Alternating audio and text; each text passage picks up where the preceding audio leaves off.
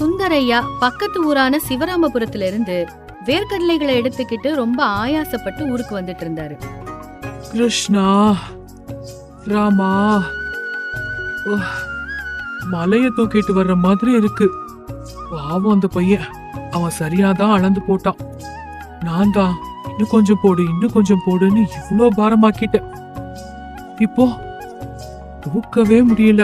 அப்படி தன்னைத்தானே திட்டிக்கிட்டு ரொம்ப சோர்ந்து போய் நடந்து வந்தார்.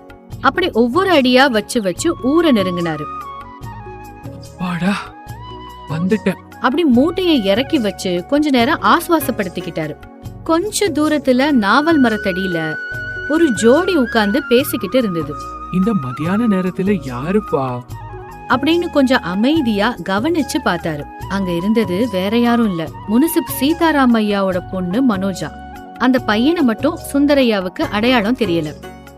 நம்ம முனிசிபையா பொண்ணு மாதிரி இருக்கே அப்படின்னு நினைச்சுக்கிட்டு அவங்க பக்கத்துல போனாரு. சுந்தரையாவை பார்த்ததும் உடனே அந்த பையன் அங்க இருந்து போயிட்டான். அம்மா மனோஜா, நீயா? என்னம்மா இங்க அப்படின்னு கேட்கவும் மனோஜா தலைய குனிஞ்சுக்கிட்டு நின்னான். அம்மா, உங்க அப்பாவுக்கு இந்த ஊர்ல பெரிய மரியாதை இருக்கு. சுத்து பக்கம் எல்லாம் அவர் சொல்றதுதான் வேத வாக்கு. இந்த பையனை பார்த்தா உதவாக்குற மாதிரி எல்லாம் இருக்கான். அது மாமா, நாங்க 2 பேரும் காதலிக்கிறோம். காதலுக்கு வார்த்தைகள் மட்டும் போதும், ஆனா கல்யாணத்துக்கு மனுஷங்க வேணும்மா. ஏன் வாழ்க்கை ஏன் இஷ்டம் மாமா அப்படின்னு சொல்லி அங்க இருந்து போயிட்டா மனோஜா. சுந்தரையா எதுவும் நினைக்காம தன்னோட நிலக்கடலை மூட்டைய தூக்கிக்கிட்டு நடந்தாரு. கொஞ்ச நாட்கள் கழிச்சு சுந்தரையா அந்த பையனை கவனிச்சாரு. அவன் தேவையில்லாத கெட்ட பழக்கங்களுக்கு அடிமையானவன்னு தெரிஞ்சது. அத பார்த்த சுந்தரையா சீதாராமையா வீட்டுக்கு போனாரு. வீட்டு முன்னாடி தரையில உட்கார்ந்துட்டு இருந்த முன்சிபையாவை பார்த்து, வணக்கம் முன்சிபையா அப்படின்னு மரியாதையா சொன்னாரு. ஓ சுந்தரையா, வா வா உட்காரு அப்படின்னு அவருக்கு பக்கத்துல உட்கார சொன்னாரு. 2 பேரும் கொஞ்ச நேரம் பயிர்களை பத்தி அப்புறம் பூச்சிக்கொல்லி மருந்துகளை பத்தி பேசிட்டு இருந்தாங்க. அப்புறமா அந்த ஊர் திருவிழாவை பத்தி பேசிக்கிட்டு இருந்தாங்க. போன தடவை திருவிழால சாப்பாடு சரியில்லைன்னு ஒரே கூச்சல் ஆயிடுச்சு. இந்த தடவை அப்படியேதான் ஆகக்கூடாது. நம்ம சமையல்காரர் கனகையா கிட்ட முன்னாடியே சொல்லிருங்க ஐயா. அப்படி எல்லா விஷயமும் பேசிக்கிட்டதுக்கு அப்புறமும் சுந்தரையா ஏதோ சொல்ல தயங்கிக்கிட்டே இருக்காருன்னு புரிஞ்சது சீதாராமையாக்கு. என்ன ஏதோ தயங்கிக்கிட்டே இருக்க, என்ன விஷயம்? அப்படி சீதாராமையா நேரடியா கேட்கவும் சுந்தரையா தயங்கி தயங்கி சொல்ல ஆரம்பிச்சாரு. ஐயா, நான் நிலக்கடலை வாங்க பக்கத்து ஊர் வரைக்கும் போயிருந்தேனா, அப்போ நம்ம பொண்ண ஒரு பையன் கூட. அப்படி தயங்கி தயங்கி சொன்னாரு. இத கேட்டதும் சீதாராமையாவுக்கு நெருப்புல எண்ணெய ஊத்துன மாதிரி கோபம் வந்துச்சு. ஏய், முதல்ல இங்க இருந்து வெளியே போ. என் பொண்ண பத்தி என்கிட்டயே தப்பா பேசுறியா? சொல்ல இங்க இருந்து கிளம்பு. அப்படி கூச்சல் போட்டாரு. அவர் சத்தத்தை கேட்டு அவரோட சொந்தக்காரங்க எல்லாம் அங்க வந்துட்டாங்க. ஏன்டா நாயே, என் வீட்லயே சாப்பிட்டுக்கிட்டு என் பொண்ண பத்தியே தப்பா பேசிட்டு இருக்கியா? வெளியே போ. அப்படி சொல்லி வெளியே தள்ளினாரு. சீதாராமையாவோட சொந்தக்காரங்களும் அவரை வெளியில விரட்டினாங்க. என் கண்ணு முன்னாடி இனிமே நீ வந்த வெட்டி போட்டுருவேன் அப்படின்னு சீதாராமையா கூச்சல் போட்டுட்டே இருந்தாரு. சீதாராமையாவோட சொந்தக்காரங்க எல்லாம் அவரை பார்த்து, வெளியே போடா, இந்த மானம் இல்லாதவனை எல்லாம் யாரு கூப்பிட்டது? அப்படி கண்ணா பின்னான்னு பேச ஆரம்பிச்சாங்க. அசல் இல்லாத மனுஷனை வீட்டுக்குள்ள விட்டதுக்கு சீதாராமையாவை தான் தப்பு சொல்லணும். யாரை எங்க வைக்கணும்னு கொஞ்சம் கூட விவஸ்தையே இல்லாம போச்சு. அப்படி அவமானமா பேசினாங்க. சுந்தரையா அந்த அவமானத்தை எல்லாம் அமைதியா தாங்கிக்கிட்டாரு. அப்புறம் வீட்டுக்கு வந்து எதுவும் பேசாம உட்கார்ந்துட்டாரு. இந்த செய்தியை கேட்டு வெளியில போயிருந்த சுந்தரையாவோட பையன் கிருஷ்ணா அங்க வந்தான். அப்பா, அவன் உன்னை அவமானப்படுத்தினானா? வா ஒரு கை பார்க்கலாம்.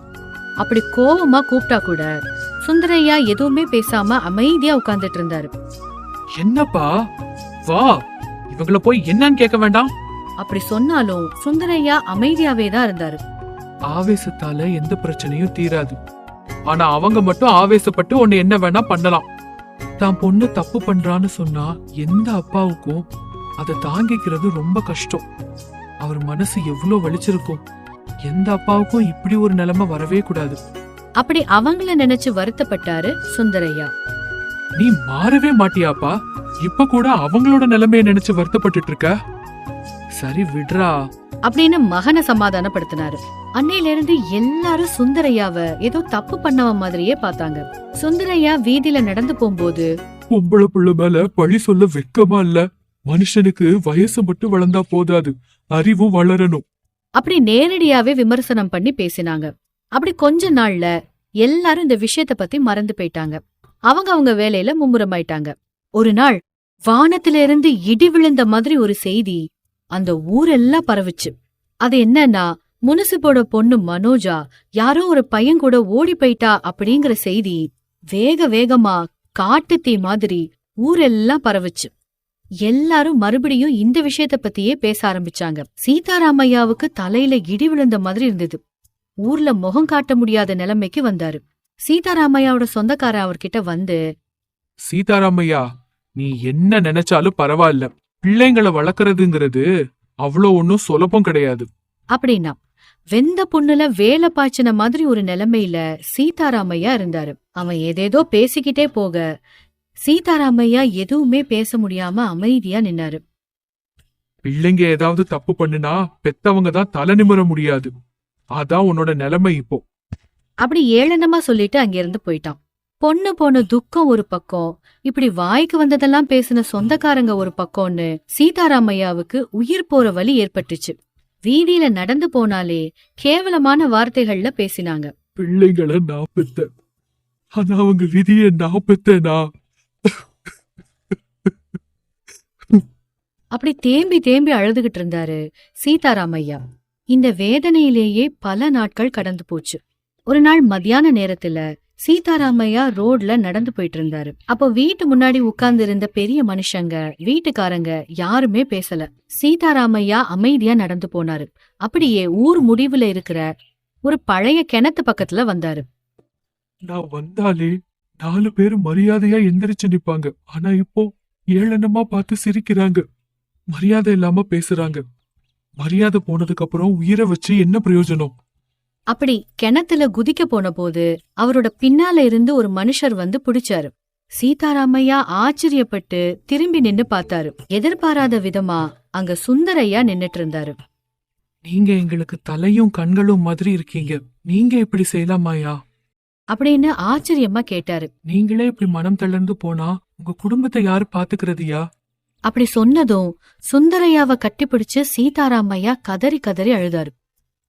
என்ன மன்னிச்சிரு சுந்தரையா, அன்னைக்கு நான் உன்னைய நம்பாம ரொம்ப அவமானப்படுத்தி அனுப்பிட்டேன். இப்பதான் அந்த வலி புரியுது அப்படின்னு கண்ணீரோட சொன்னாரு. தாங்குற சக்தி உள்ளவனுக்கு தான் கடவுள் நிறைய சோதனைகள் கொடுப்பாரு. நீங்களே இப்படி மனம் தளர்ந்தா எப்படியா? தைரியமா இருங்க. எப்படி இருந்தாலும் நம்ம பொண்ணு நல்லா இருக்கணும்னு கடவுளை பிரார்த்தனை பண்ணுவோம். அப்படி தைரியம் சொன்னாரு. அத கேட்டு சீதாராமையாக்கு கொஞ்சம் நிம்மதி கிடைச்சது. அது சரி, நான் இங்க இருக்கிறது உனக்கு எப்படி தெரிஞ்சது சுந்தரையா? நீங்க சோகமா நடந்து வர்றத நான் பார்த்தேன் ஐயா. ரொம்ப துக்கத்துல இருக்கிற மனுஷனை தனியா விடக்கூடாதுன்னு நினைச்சு பின்னாடியே வந்தேன். அப்படி நடந்தது எல்லாத்தையும் சொன்னாரு. அங்க என்னோட சொந்தக்காரங்க நிறைய பேர் இருந்தாங்க, ஆனா யாரும் உன்ன மாதிரி என் பின்னாடி வரல. அப்படி கொஞ்சம் கொஞ்சமா மனசுல இருந்த எல்லாத்தையும் சொன்னாரு. யாரு அந்நிய மனுஷன், யாரு வேண்டிய மனுஷன்னு இப்ப எனக்கு புரிஞ்சிடுச்சு சுந்தரையா. மோசம் பண்றது தப்பு, ஒருத்தரோட துயரத்தை பயன்படுத்திக்கிறது தப்பு. அப்படிப்பட்டவங்களே ராஜா மாதிரி வாழும்போது உங்களுக்கு என்னய்யா? நீங்க 4 பேருக்கு சாப்பாடு போடுறவரு. அப்படி ஆறுதல் சொல்லி ஊருக்குள்ள கூட்டிட்டு போனாரு. ஊருக்குள்ள சீதாராமையா தலைய நிமித்தி கர்வமா நடந்து போறத பார்த்து ஊர்ல இருக்கிற எல்லாரும் ஆச்சரியப்பட்டாங்க. ஏன்னா இப்ப சீதாராமையாவுக்கு எந்த அவமானமும் இல்ல.